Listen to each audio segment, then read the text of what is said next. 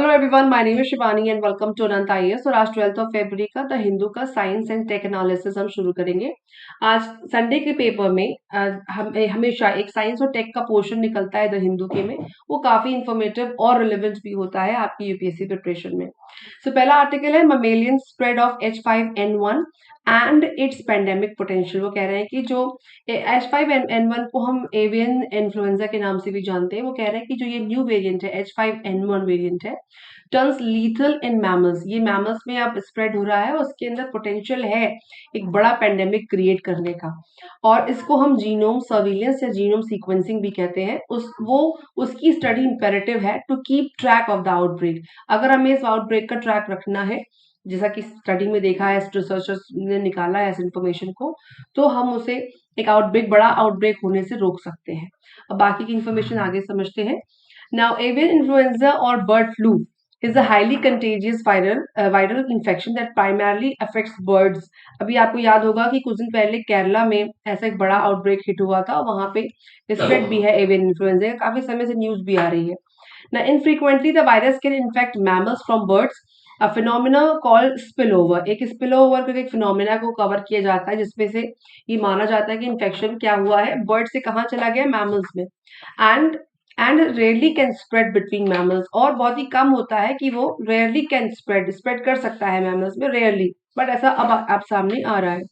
There are several different subtypes of avian influenza viruses ranging from low pathogenic to highly pathogenic types. H5N1 is a highly pathogenic subtype। याद रखिएगा, ऐसे एक एक line के question बनते हैं pre में, स्पेशली मैं बोल रही हूँ। और जैसे कि H5N1 है तो उसको पहले पूछा जा चुका है कि कौन सा टाइप का वायरस है, तो इसके टाइप भी पूछे जाते हैं। So H5N1 is a highly pathogenic subtype of avian influenza that causes severe disease and death in birds. This subtype has caused a number of human infections through close contact with the infected birds. ठीक है, so infected birds या फिर contaminated environment में अगर आप जाते हो, spread हो जाता है, अगर आप पहुंच जाते हो, तो ये fatal disease आपको हो डिजीज या इस वायरस आप तक पहुंच सकता है। वैसे वो कह रहे हैं कि रेयरली स्प्रेड होता है मैमल्स में, बट सैंपल्स अब ऐसे आ रहे हैं जिससे ये पता चल रहा है कि ऐसा पॉसिबल हुआ है। Recent report of H5N1 spread between mammals raised concerns about its potential to cause a human pandemic if it were to spill over and becomes transmissible among humans। मतलब अगर वो मैमल्स पे गया, मैमल से फिर अगर ह्यूमंस में spread होता है, तो एक बहुत बड़ा एक साइकिल सा क्रिएट हो जाएगा, जो एक डिजास्टर साइकिल क्रिएट हो सकता है। क्योंकि बर्ड से गया मैमल्स में, मैमल से गया फिर आ सकता है ह्यूमंस में, और फिर ह्यूमंस से एक साइकिल। सो एक ये डेडली साइकिल बनने के चांसेस है। कॉजेस फॉर कंसर्न क्या है?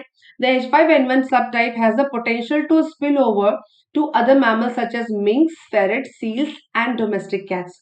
अब ये जो आर्टिकल है, ये सिर्फ H5N1 पे कॉन्सेंट्रेटेड नहीं है। इस आर्टिकल का पोटेंशियल क्या है कि ये जो टाइप्स है ना, ये भी पूछे जा सकते हैं प्री में कि मैमल्स हैं या नहीं है। इस पे थोड़ा सा मैंने स्टडी करी है, उसको भी देखेंगे। पर जैसे ये जो जिस तरह के मैमल्स की बात होती है, इन पे पहले क्वेश्चन क्रिएट हुए हैं, क्योंकि ये नाम नए होते हैं हम सबके लिए। हम लोग यूजुअली जो मैमल्स जो स्टडी करते हैं अपने बायो में, वही सब सिर्फ याद होता है, लेकिन कुछ नाम ऐसे होते हैं जो इन स्टडीज में निकलते हैं और फिर प्री में क्वेश्चन बन जाता है। तो इसलिए मैंने इसको अच्छे से प्रिपेयर किया है आपके लिए। When the animals come in contact with infected birds or their feces or consume carcass of infected birds and further serve as a reservoir. तो क्या होता है, ये जो जानवरों की बात हो रही, मिंक्स की, फेरट्स की, सील्स की, डोमेस्टिक कैट की बात होती है, ये या तो इन्फेक्टेड बर्ड्स की फीसीज को कंज्यूम कर लेते हैं, या फिर इनकी जो बची हुई कैरेकेसेस होते हैं उनको इनको कंज्यूम करने की वजह से ये रिजर्वोयर बन जाते हैं इन्फेक्टिव इस वायरस का, अगर ऐसा होता है तो। और ये सिर्फ इस वायरस के लिए नहीं है, ये हर तरह की डिजीज को स्प्रेड करने के लिए एक रीजन बनता है। It is also possible that over time the virus could evolve to adapt to new host। और वायरस का तो टाइप ही का ये कैरेक्टरिस्टिक है कि वायरस एक समय के बाद अपने आप को इवॉल्व कर लेता है, और अगर कोई वो ऐसी म्यूटेंट टाइप को इवॉल्व करता है, म्यूटेंट का मतलब कोई ऐसी टाइप निकालता है जिसका कोई वैक्सीन नहीं है, जिसका कोई क्योर नहीं है, तो वो ज्यादा डेडली हो जाता है। जैसे कि हम सब जानते हैं कि कोविड में जो डेल्टा वेरिएंट था, उसने काफी घातक रिजल्ट दिए, तो वो एक ऐसा टाइप था। लेकिन उसके बाद ओमिक्रॉन आया और उसके सब लीनिएज भी आए, लेकिन वो उतने इफेक्टेबल नहीं है। Recently, scientists have been investigating a potential mammalian spillover even after a mass mortality, even which killed 700 seals. मतलब वो कह रहे हैं कि इस रिसर्चर्स अभी इसको सर्च कर रहे हैं कि इसका स्पिलओवर है या नहीं है, पर फिर भी रशिया में कैस्पियन सी के कोस्ट पे 700 सील्स 700 सील्स डेथ पाई गई, where H5N1 variant was detected in wild birds a few months ago. ठीक है.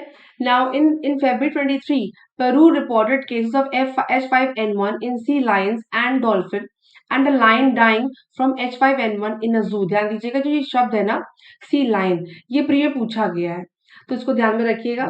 So in February 23, Peru reported cases of H5N1 in sea lions and dolphin में भी 23 में इसको देखा गया, कहाँ पे? पेरू पे. सो ये जो अब समझ में आया कि मेमल्स में धीमे धीमे स्प्रेड हो रहा है, रिसर्चर्स ऐसा बता रहे हैं. The UK has also reported deaths of otters and foxes. Otters हम देख रहे हैं, ये पिक्चर में otter है और ये fox है. पिक्चर से ज़्यादा समझ में आता है. Due to infection by H5N1 subtype, ठीक है.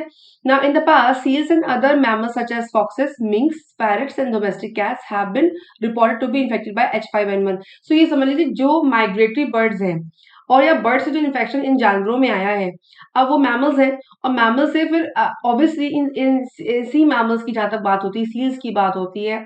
अगर हम बात करें तो सील हो गए, आपके डॉल्फिन तो नहीं, लेकिन हाँ सी लाइन हो गए, या फिर किन कुछ कुछ देशों में इन सील्स को कंज्यूम भी किया जाता है. सो उस केस में क्या है कि वो स्प्रेड हो सकता है ह्यूमन बीइंग में, और ऐसा पॉसिबिलिटी है, लिखा भी है आगे. Wild life including foxes, coyotes and raccoons often scavenge on infected birds. और ये सारे जानवर क्या करते हैं, इन इन्फेक्टेड बर्ड्स को खाते हैं, इनके कैरेकसेस को या फीसिस को, जिसकी वजह से स्प्रेड होता है.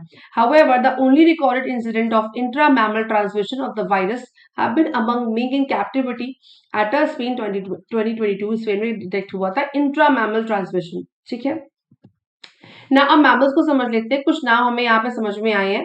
पहली बात तो ये कि ये नाम याद रखिएगा, मिंक्स, फैरेट, सील्स. फैरेट, सील्स और डोमेस्टिक कैट तो पता ही है. मिंक और फैरेट मैंने आपको दिखाया, ये मिंक है, ये फैरेट है, दिखते एक जैसे हैं पर दोनों मैमल हैं.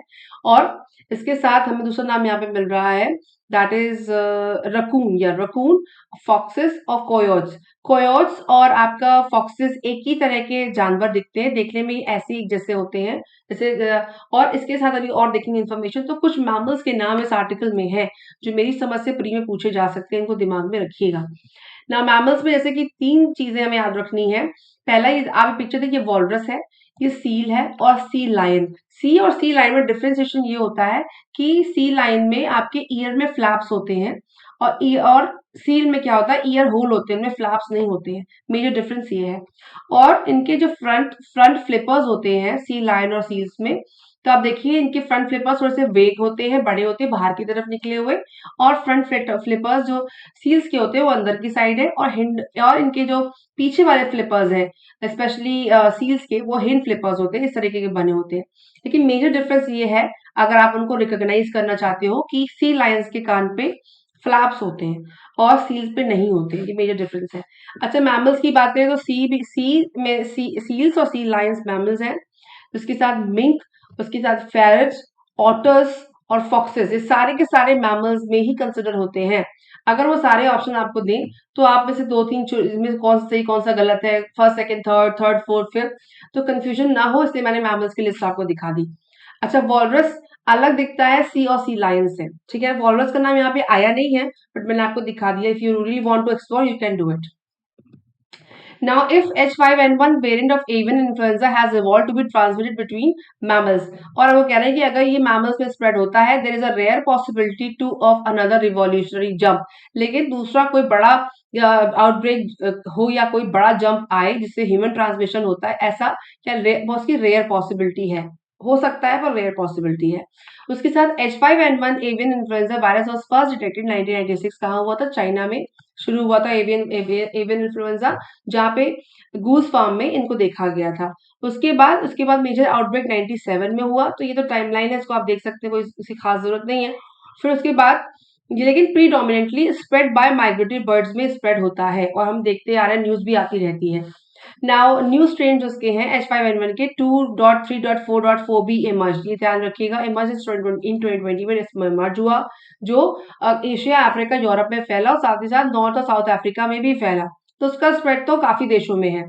Many mammals were also infected in these outbreaks, including human infections. ठीक है, और ऐसे mammals भी हैं जिन्होंने आउटब्रेक किया है और इसमें ह्यूमन इन्फेक्शंस भी आते हैं, लेकिन जो अभी वेरिएशन की बात हो रही है वो रेयरली स्प्रेड है, लेकिन फिर भी ह्यूमन स्प्रेड हो सकता है.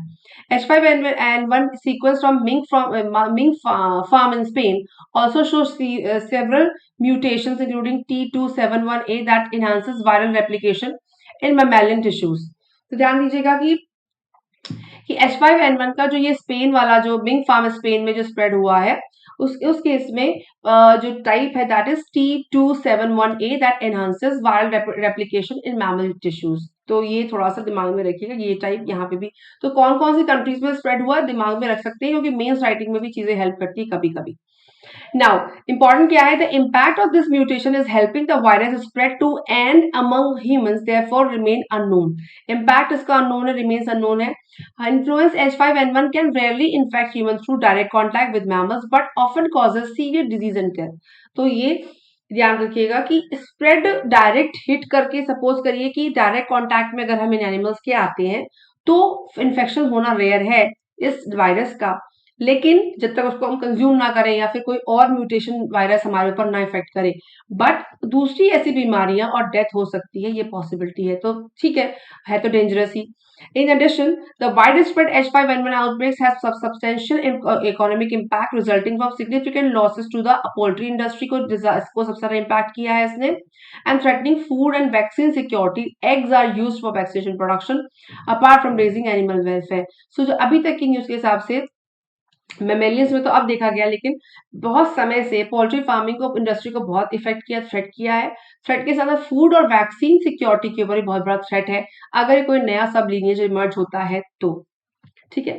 नाउ अब हो क्या सकता है, सबसे इंपॉर्टेंट चीज क्या है कि हमको प्रॉपर जो ये स्पेशली बर्ड्स में फैल रहा है, so preventing H5N1 spill over and outbreak requires a combination of measures including vaccination of poultry की vaccination, safe disposal of dead birds, quarantine and culling of affected birds, जो होता ही है ऑलरेडी. इसको cure करने के लिए सबसे पहले यही स्टेप लिए जाते हैं. Wearing personal protective equipment when handling birds and improved surveillance and monitoring of H5N1 in birds and other animals. यही इसका मेन उपचार है फिलहाल के लिए कि इसको रोकथाम कैसे हो सकती है. Human vaccines against H5N1 avian influenza have been designed to protect against more severe forms of the disease. However, the highly mutable nature of the H5N1 virus can potentially decrease vaccine efficacy over the time. जैसे कि मैंने कहा कि virus का जो type अगर आप वो म्यूटेट कर लेता है अपने आप को, दूसरा वेरिएंट निकालता है, तो ये कोविड के लिए भी हर वायरस के अंदर ये ही एक बड़ा डिजास्टर है, खतरा यही होता है. अच्छा, दूसरी बात वो कह रहा है जीनोम सीक्वेंसिंग को भी हम एम्प्लॉय कर सकते हैं, और जिसके साथ हम उनके न्यू सब टाइप्स को रेंज कर सकते हैं, और जैसे ही उसके नए सब टाइप को हम रेंज कर लेंगे तो हमें वैक्सीन बनाने में भी फायदा होगा. और जैसे कि जीनोम सर्विलियंस की जो बात कही जाती है, उससे हम बड़े आउटब्रेक को रोकने में भी काम यूज कर सकते हैं. ठीक है, सो ये था पहला आर्टिकल. नेक्स्ट है millets for a healthier future. हम सब जानते हैं कि इस साल का जो ईयर है वो इंटरनेशनल मिलेट ईयर के नाम का नाम दिया गया है इस साल को, इंटरनेशनल मिलेट ईयर, राइट. सो इसके रेफरेंस से जो आर्टिकल, इस तरह कई आर्टिकल जो आ रहे हैं वो आपके प्री और मेंस दोनों में इंपॉर्टेंट बैठते हैं.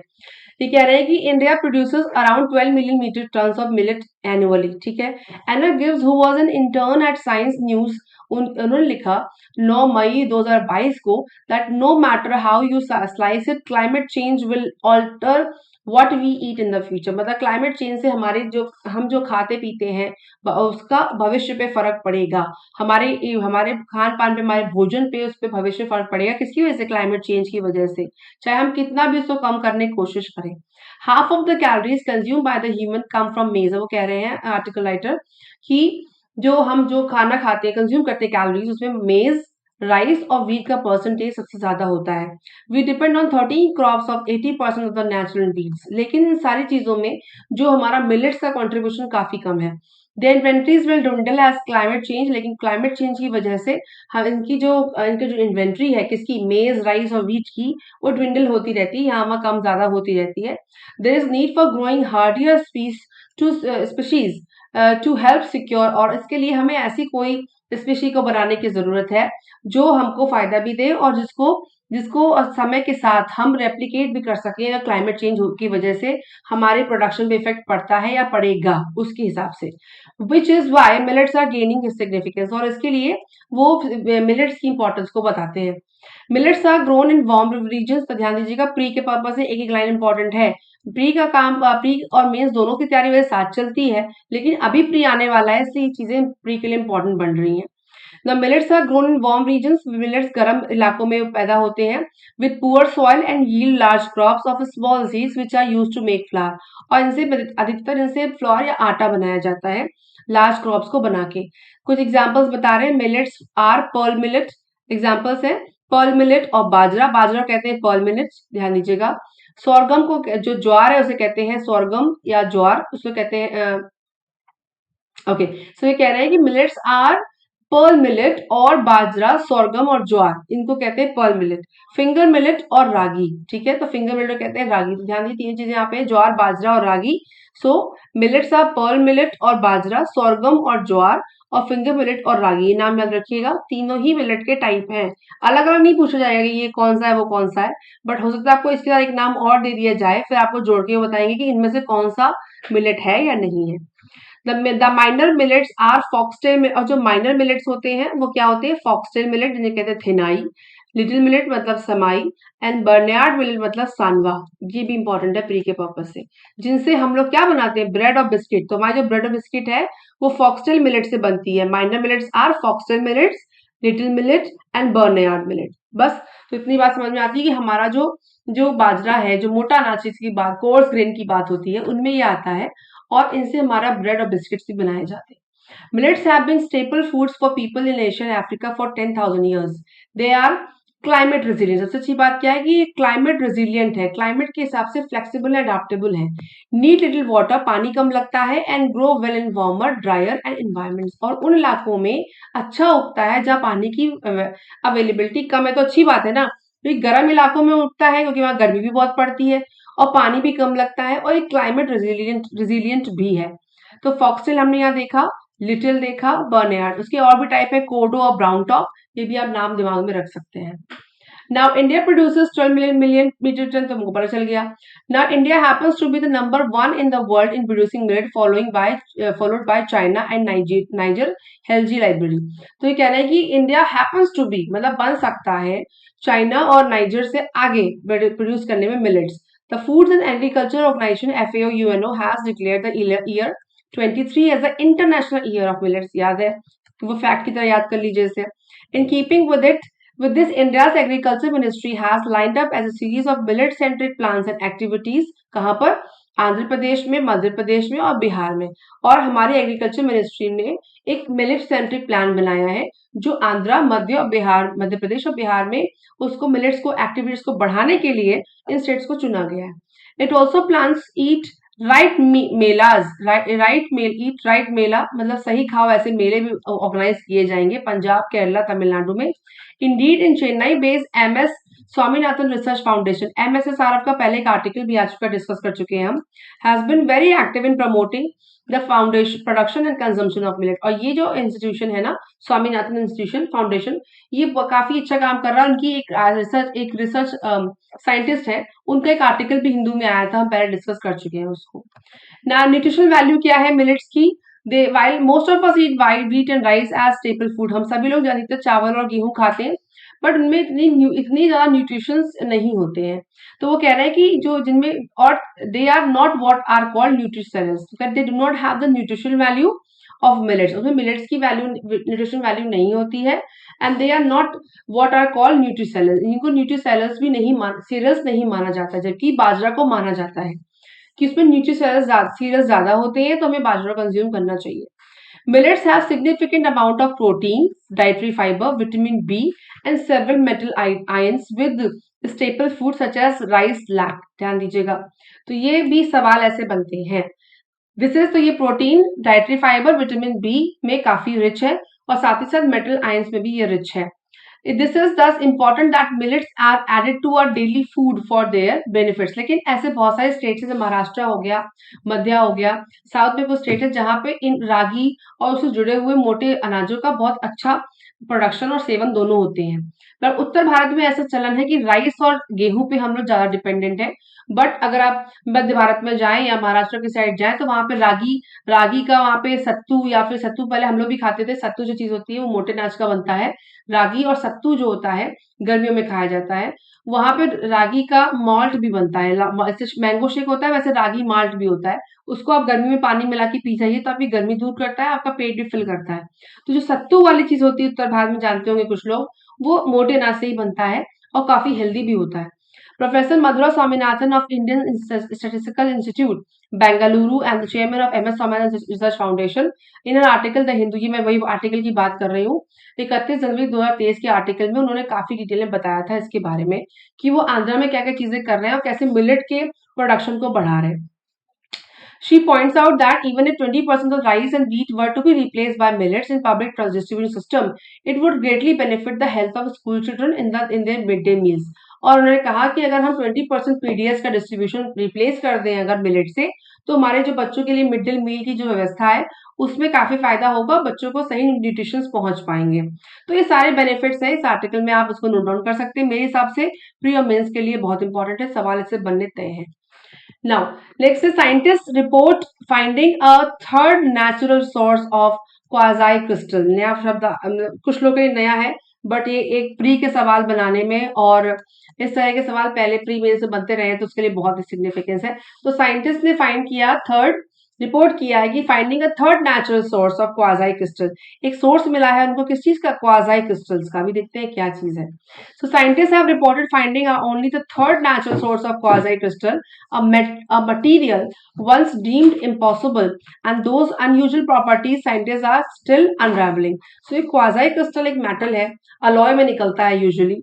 So इसको जो material है ये मिलना लगभग impossible था।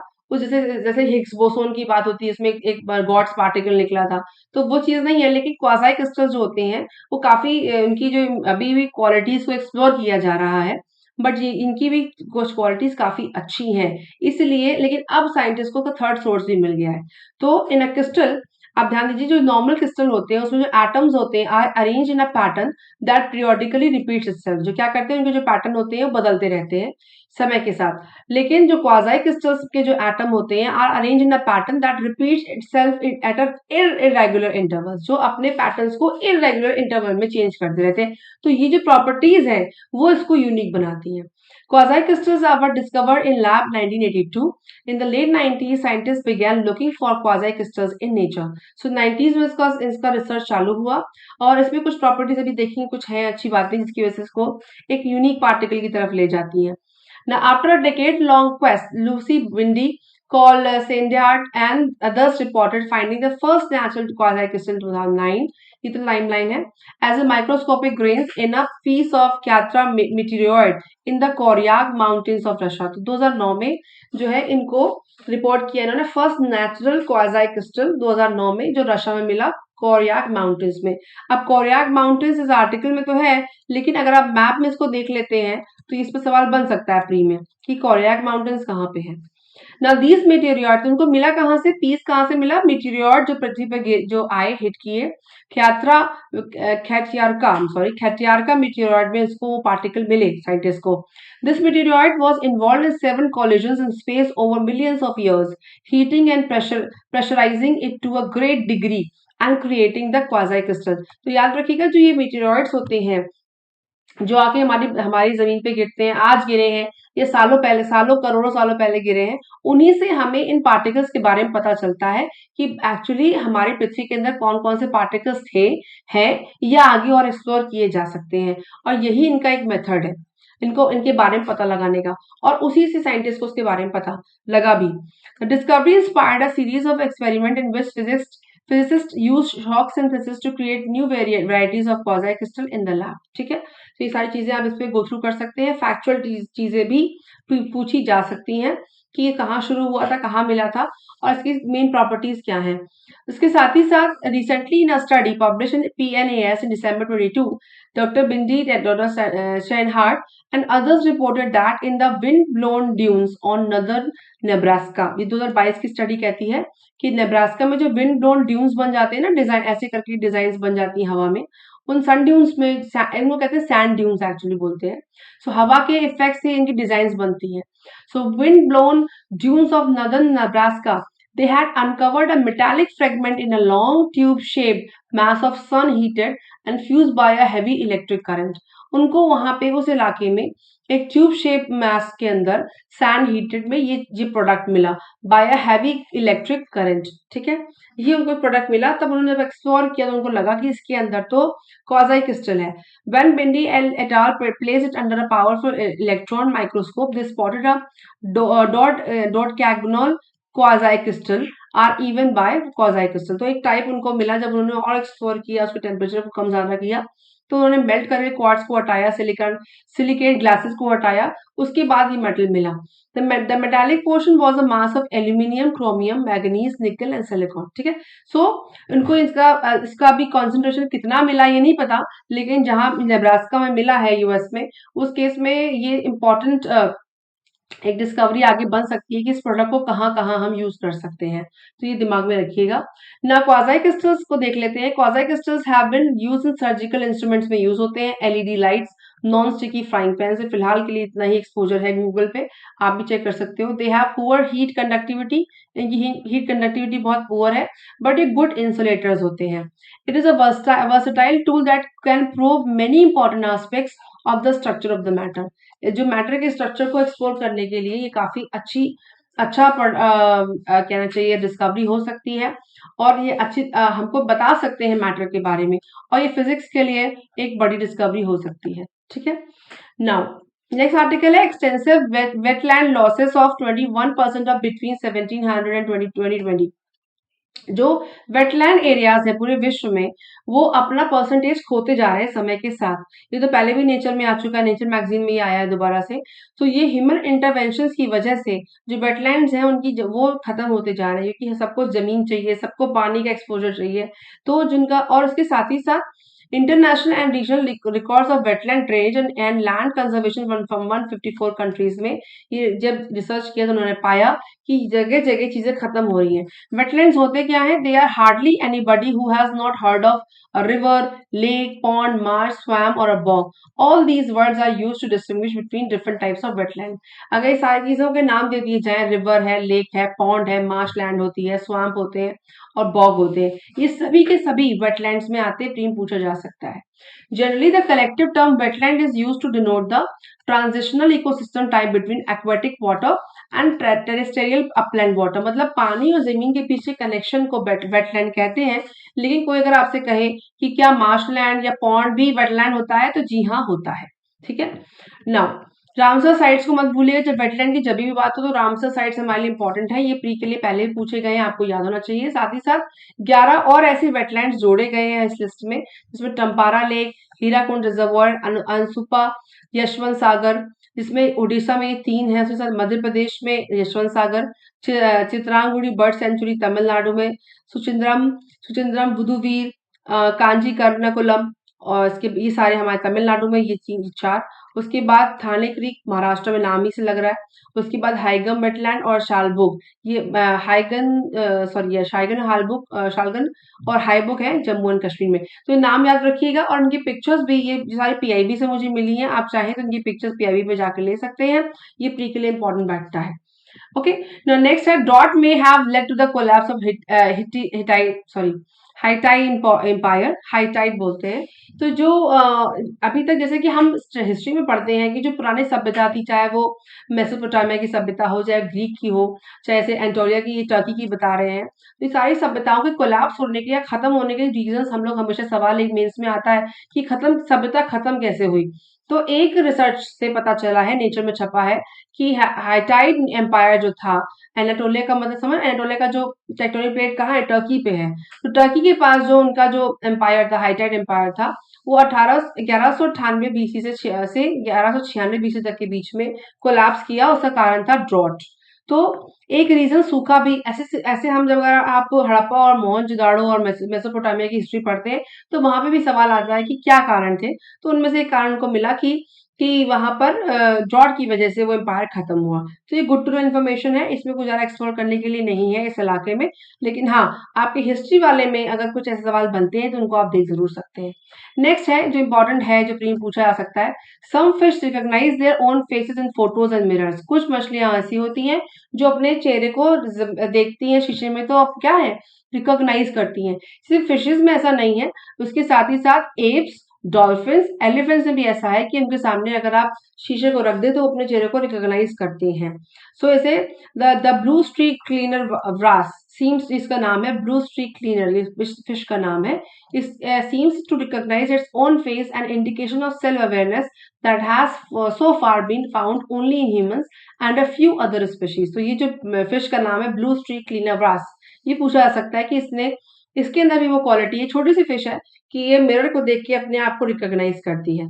Each fish has shown composite images it is own had Photoshop onto another fish body and its own body with the another fish head.